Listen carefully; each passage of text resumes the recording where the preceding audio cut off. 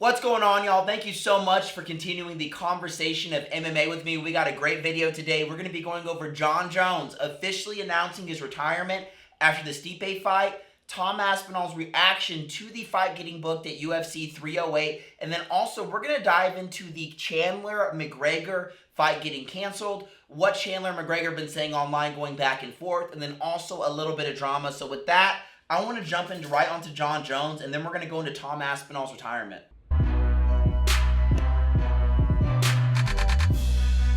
And how you feeling? You look in shape? You ready for November? I feel great. Yeah, I feel really, really good. Is this 50 pounds lean and strong? Is this your retirement fight in November, or no? You got more? It's gonna be the last time. It's gonna be the last time? Hey, you're a legend. Hey, thank you. More than likely. It was an honor. You're like, Oh, my pleasure. Okay, guys, you heard that. It is going to be his last time. And also something kind of interesting, as you know, Tom Aspinall has been poking jabs and digs at Jon Jones for talking about his body type, saying he's gained a lot of body fat recently and that he's actually out of shape and overweight. Jon Jones is saying that he's 250 lean, so I'm really curious to see how he put on, those extra 30 pounds of lean mass, or if he's just being over-exaggerative. Before we dive too much into it, let's go ahead and see what Tom Aspinall has to say about the last possible fight ever for Jon Jones and obviously for Stipe Miocic. With one another. Finally, it's official. November 16th, MSG, New York City. Ooh, the heavyweight title's on the line at long last. Finally, we are confirmed for it. I, of course, will be there to watch these two gentlemen go at it. I, of course, have told the UFC if anybody gets injured or there's any other reason why nobody can make it to that fight, why one of them might pull out, I'm ready to go. If I need to, I'll fight both of them the same night, no problem. Give me my undisputed title. Because, in my opinion, there should not be two champions in one weight division. I think that is silly. This is not what UFC is about. This is not what MMA is about. There's one guy each weight division, and I believe it's me. So, I'll be fighting the winner, of course. As I said, I will be there if they need me. I'll be fit and ready. I'm training right now. I'm ready to go. I'll be ready to go on the 16th of November if I need to. MSG, the place where I won the title, I'll go back there and I'll unify the title there as well if I need to. But very exciting news. Jon Jones was there. He had his cowboy hat on.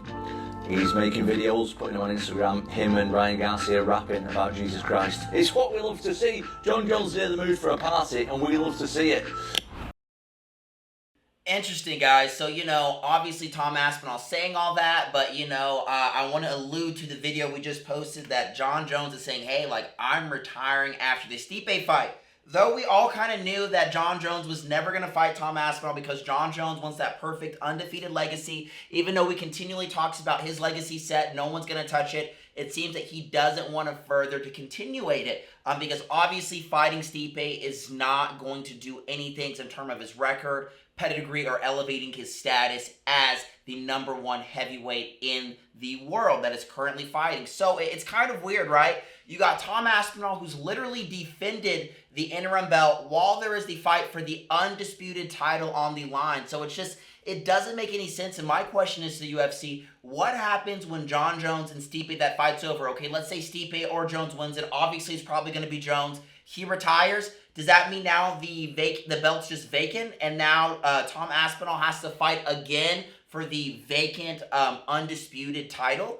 I don't know. Is it going to be versus Ciryl Gane? We don't really know. Is it going to be against Alex Pereira? I don't know. And so my thing is, what happens after the Jones-Stipe fight? Why are we even calling it for the title if we know they're both going to retire afterwards? Why can't we just make them an honorary, badass title, some make-pretend thing and give Aspinall the undisputed freaking title, guys? What's next for Tom Aspinall? He thinks he's going to wait around and get lucky. Maybe something will happen. As you know, with fights, something always freaking happens in camp. Someone's always injured, but a lot of the times the fighters go ahead and fight. A great example would be Sean O'Malley versus Merab. He tore his labrum in his hip, even though through the trickle on the grapevine, they were saying it was a back injury because as issues get up from the ground.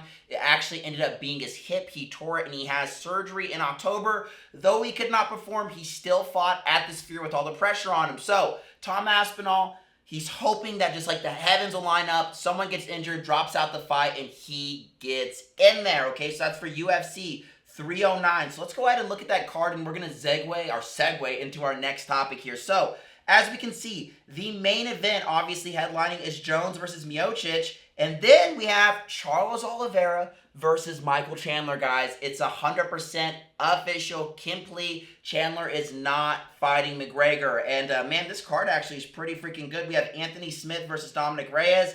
Obviously, I think Dominic Reyes runs through Anthony Smith. Natalia Silver versus Viviana Arejo. I don't really know Vivian, so I'm sorry, I'm going to go for Natalia there. Bo Nichols versus Paul Craig. Obviously, Bo Nichols all day. So we want to go into why is Michael Chandler fighting Charles Oliveira. We're going to go to one where Michael Chandler and Conor McGregor kind of go back and forth and allude to what the reasoning is behind the canceled fight. And then we're going to go over to Conor McGregor in his I can't even talk right now, in a BKFC press conference, and he's talking about his next moves, him wanting to fight, etc. So let's go ahead and click play. Buzz Brands offers a wide variety of high quality, low cost, and low dose THC options. It's made for the functional person who uses THC, whether it's to enhance life, for pain, or for mood. They have energy drinks, my personal favorite, gummies, shots, and ice creams, guys. Whenever you make a purchase, enter Bear in the notes.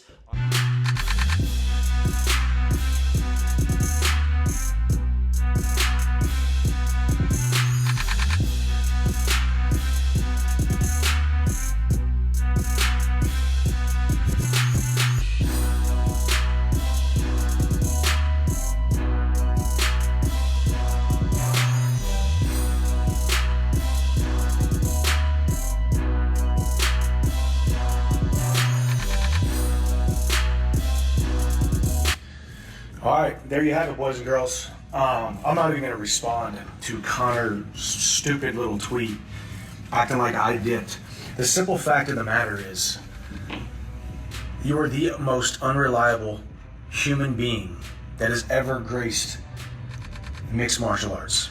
So, what am I going to do? I'm going to fight Charles Oliveira. Why am I going to fight Charles Oliveira? Number one, it's a badass fight.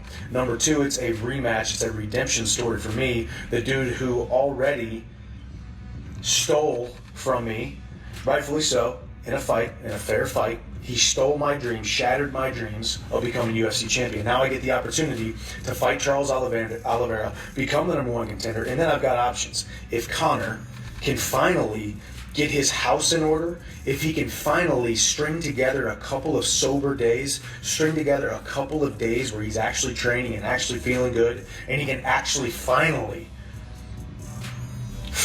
make good on his promise of the greatest comeback in combat sports history. If he can finally pony up, then I will fight Conor after I dispatch of Charles Oliveira. Or Islam Makhachev, you are next in 2025, and I will be the champion by 2025. So, to everybody who has supported me on this journey, it's been actually, it's been awesome. A lot of ups and downs. We knew booking the fight with Conor was going to be eventful, to say the least. But here you have it, MSG in November, me versus Charles Oliveira, co-main event, and I'm really, really excited about it. I made this decision probably 4 weeks ago. Me and my wife, me and the team, me and the UFC, we sat down, and I'm not going to tell you what they told me when Conor's return date was, but it was very, very easy for me to say, hell no, I'm not waiting for this dude anymore. You know why? Because it's never a concrete date with Conor. It's never a concrete date. But just as Robbie Fox reported and kind of clarified, it's not that I am not Conor's next opponent. It's that he is not my next opponent. But I am Conor McGregor's next opponent. The only way he comes back to the UFC, that road goes straight through Nashville, Tennessee, and he's going to fight me because he has to prove to the entire world that he's not actually scared of me. And I've been very hesitant to say that because I don't want to sound like a douche, but the man signed a check with his mouth that his behind could not cash, and he realized, okay, I did the Ultimate Fighter, that was fun. Now wait a second, I actually have to fight this guy. I truly believe that if Conor McGregor was lined up against anybody in the entire world whose name was not Michael Chandler, he would have showed up on June 29th, but he didn't. So, here we go. I've been in camp already. I've already been training. Weight is coming down. We're getting back to Okay, guys, we heard enough there. The first thing I want to, there's a lot of things to extrapolate there, a lot of good points, but one thing is, Chandler said if there is anyone lined up that was not me, McGregor would fight him. The only person that McGregor would fight over Chandler and think it's an easier win is if he was to fight a journeyman. That's it. Like rank 15, ranked, 9, 15, somewhere in there, unranked. What do you think, Chandler? That like Gaethje, Poirier, Islam Makhachev, Arman Sarukian, freaking Charles Oliveira? You think McGregor thought of all those guys and said, Chandler, you're the scariest, that's how... No, Chandler, you are the tune-up fight. You are the touch-up fight. You are non-technical in your grappling and in your striking and in your stand-up. You have more athletic, explosive movements, which did garner you a lot of success versus less worthy opponents, obviously in Bellator and then Tony Ferguson, hint, hint. And so when it comes down to it, like when it comes to fighting a sniper, Michael Chandler, you want to fight Oliveira, you want to fight Islam Makhachev. Conor McGregor is the best move for you. You lost to Oliveira. Yes, did you almost knock him out? But Oliveira almost gets knocked out during all of his fights, and he came on, basically knocked you out, and then choked you out. And I think it was actually TKO for Michael Chandler. He ended up knocking him out. I think he just got the finish, didn't even do a choke. And so it's funny to me that Chandler even thinks that he's going to go through Oliveira. He is not going to go through Oliveira because the years that Chandler's trained and the base that he's developed is more the athletic power, lead with your chin, lead with your face, overpower them. But when you have someone who is a technical, accurate striker and is a sniper, you're going to get caught. And then also, secondly, we have someone who's a technical grappler. When you're doing these wild exchanges, losing balance, you're going to get choked out, which obviously has happened to him many, many times before. But Chandler's over here saying it is McGregor's fault. He's unreliable. He can't be sober, yada, yada, yada. McGregor, though, on the other hand, saying, hey, I'm the most tested sport and whatever. Just give me a date. Give me a date. It's weird he keeps acting like it's the UFC's fault when he already had a fight booked and he backed out over a broken pinky toe. And so it is a little confusing here, but let me go ahead and click play on this. McGregor, before I fast forward on this interview, he was talking about he's the most tested athlete in the new drug-free testing division or whatever occupation, whatever is the new drug-free testing thing is that replaced WASADA. McGregor saying he's the number one tested, and then Jose Aldo's the second most tested. And he's like, hey, I can't get a date, and let's go ahead and click play. As far as Chandler rematching Oliveira, I'm happy with the date. It's November. Maybe we can still do it after, if they're not going to line me out till maybe December, January, February, or one of these dates. Maybe we can still do it. I'm just a bit, out of the loop with it, so all I can do is carry on doing what I'm doing. I test under the testing administration. I train daily, and that's it. Let's see what happens. Hopefully it all comes to fruition. I know you love this bare knuckle stuff. You said you were trying to be player manager. When's a realistic timeline for you? Like I said, I have 2 fights left in my UFC contract. My opponent that I was scheduled to fight has rescheduled another bout. I would love maybe an exemption or maybe a joint partnership, bare knuckle UFC, similar to McGregor Sports and Entertainment and Mayweather Promotions. Some sort of agreement where we can get busy. I need to be busy, and right now I'm working to get there. So let's see what happens. Like I said, I have 2 fights left on the contract, and it's taking a minute, but patience is one of the most important skills a human being can possess, study, learn, and implement, and that's where I'm at right now. Okay, guys, so you heard it here. McGregor itching to fight, like he always acts like he's itching to fight. Now he's saying he wants a cross-promotion to go into BKFC, which I don't think that's a bad idea to let him go fight in there, especially if the UFC can get some money, because there's not really any technical strikers in the BKFC. Maybe a couple, but there's no professional boxers. There's no strikers on the level of Conor McGregor, at least in his prime. I think Conor McGregor, if he can hold on to some resemblance of the old him back in his prime when he doesn't have to worry about leg kicks, takedowns, submissions, things like that, his cardio, because you're just standing up now, you're not using all your limbs or grappling cardio, I think he could have a lot of success in the BKFC. Now, The UFC, it seems that Conor McGregor, though, also is being a pain in the ass for the UFC. They don't want to work with them, especially if you're going to cancel on dates and things like that. They want a fighter that when you spend all this money on promotion, etc., the package is going to be complete and the shipment is going to arrive, as in the fighter is going to get there, do his thing, make that money for the UFC, and not cancel, leaving the whole show or the card that was built around you in shambles. And so the UFC, I just don't think really wants to deal with Conor McGregor. They don't really take him serious. You see him literally, what is it? I don't even make videos on it now. Every week he's out there partying, you know, looking like he's doing an insane amount of alcohol, a copious amount of drugs, whatever it is, but he keeps talking. He's itching to fight.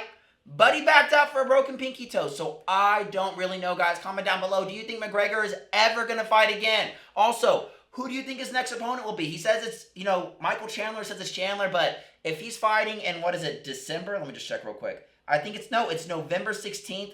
You know, they're not going to fight in December. They're not going to fight, you know, anytime freaking soon. It's going to be next year if that is going to be his opponent.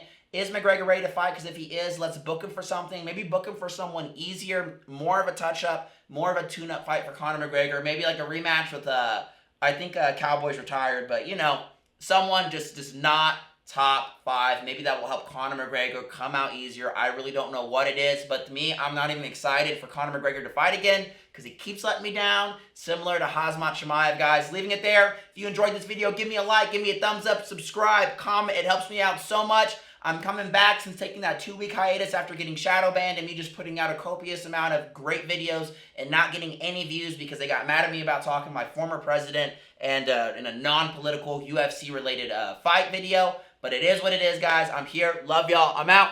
Peace.